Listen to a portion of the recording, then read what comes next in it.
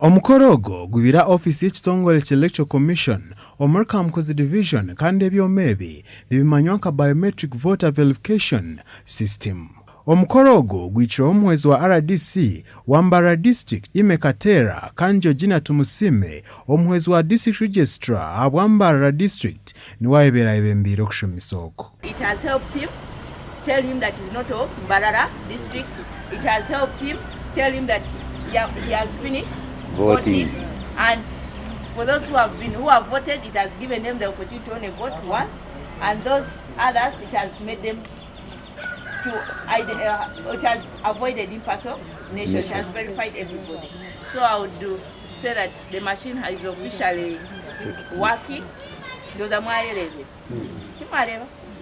Georgina Tumusime najirangwe byomebi amurundogo nebyo kwero miringo etari yemwe nemwe na mnonga okumaraho ekiba bururu. Akwa habe hariho doubts nyingi abantu binyi babagambaga ngo bari tubiha machine tizikijire ngo tiba tiziriho kokeri zoba mwikirize niba bamahuriye nasha mwakerebe tikwe. Omwezi wa RDC Wambara District Imekatera na jango obunubo bwire government kutereza ebishobere. 2006 there were some challenges. 2011 there were some challenges. And now we are happy that we have been transformed this modern technology. NRM government cannot talk of socio-economic transformation when at the same time we are still using exercise books in voting. Omwezi wa RDC ayonjira yarabona abine kitekateko cyo kutabangura obusinje oburoho bwa hati ngo babategerize. Ababa kubagambira ngo baza kubaterera amasumu ngo ayata sinjire karuru ekikomanyisa bakiyo ngo rero mwimucere ogoro kukibagambira we shall be keeping him somewhere and he will not be in touch with you. So you will not fair and you because we cannot allow this country to degenerate back to the time of insecurity which we face. Imekatera na jango muntu wena ora kwatwe na atera okoresa kube byomebi ka governmenti neja kumutaho mushango. And this machine is not old enough that it has a screen that everyone will be seeing. It is now incumbent on the person operating it to say that it has said yes or no. So we don't want to say when the machine says no and for you say it has said yes.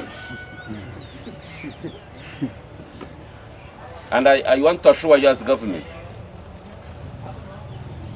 any person who will be identified to have done so contrary to the information given by the machine, it will be treasonable because you will be sabotaging this country, and I don't know how many charges we shall put on you.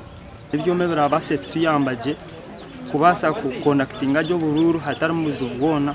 For example ngo primaries okosa ngo omuntu amuna kubuza ngo mu register umwe kaninde wanti kinje natire kabiri hate icyo cyome cyo baturetera nce basa ku preventing ubwo buzibu abwo kuba cyo detectinga umuntu watire wiza kutera kabiri kibasa kumanya kutera aramu watire.